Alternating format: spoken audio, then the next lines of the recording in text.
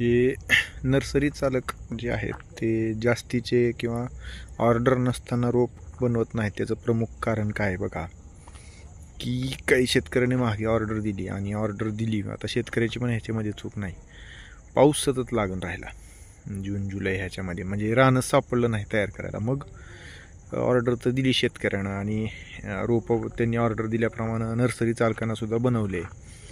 आणि अडचण अशी झाली शेतकऱ्याची की पुन्हा पाऊस सतत चालू असल्या कारणानं रान वापशीवर नव्हते. मग रानं वापशीवर नाही तर मशागत कशी करणार, ऊस लागवडीला रान कसं तयार करणार, मग त्या शेतकऱ्याच्या अडचणी. मग त्याच्यामुळे शेतकऱ्यानं रोपं घेतले नाही. तर मग हा इथं जे आहे ते हे जे काही नर्सरी आहे तर याच्यामध्ये अशा पद्धतीनं नर्सरी चालकाचं जे आहे ते हे सगळं नुकसान जे आहे ते झालं.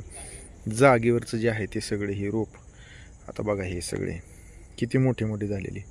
अक्षरशः आता मी तिथं बघितलं की पूर्णपणे तिथं जर आहे तर ते म्हणजे कांडी धरली. आता ह्यानं ट्रेमध्येच कांडी धरली. इथं आहे बघा,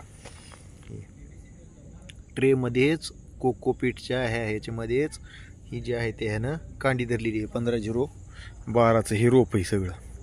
तर शेतीचा जो काही व्यवसाय आहे किंवा शेतीचा जो काही धंदा आहे त्याच्यात कुणीच अजिबात सुखी नाही आहे. म्हणजे सगळं निसर्ग आणि ह्याच्यावर अवलंबून असल्या कारणानं ह्या सगळ्या ज्या आहेत ते अडचणी येतात.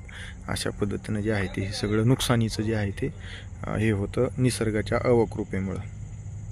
दुसरा विषय, आता इथं रोपं आधी दुसरे तयार केलेले आहेत, ते आधीच्या भट्ट्या उचलल्याशिवाय ही जागा मोकळी होणार नाही. तो एक विषय ह्याच्यामध्ये सर्वांनी घेणं लक्षात गरजेचं आहे. तर हे बघितलं सगळं रोप जे आहे ते हे वाटलं झालेलं आहे अशा ट्रेमध्येच.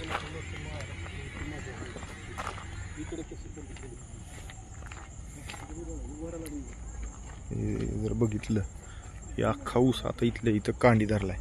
कसं म्हणजे एवढं मोठं आता एवढं सगळं रोप तयार करायचं म्हणजे चेष्टा नाही. एवढ्या मोठ्या सगळ्या ह्याच्यामध्ये इन्व्हेस्टमेंट हे येते. तर ह्या सुद्धा अडचणी ज्या आहेत ह्या शेतीशी रिलेटेड धंद्यामध्ये आहेत. त्याच्यामुळे शेती संबंधित जेवढे काही लोक आहेत ते सुखी नाहीत. आणि त्यातल्या त्यात पुन्हा आपल्या इकडं जी काही लोकांची मानसिकता आहे ती प्रचंड वेगळी आहे. ते सुद्धा ह्याच्यासाठी कारणीभूत आहे.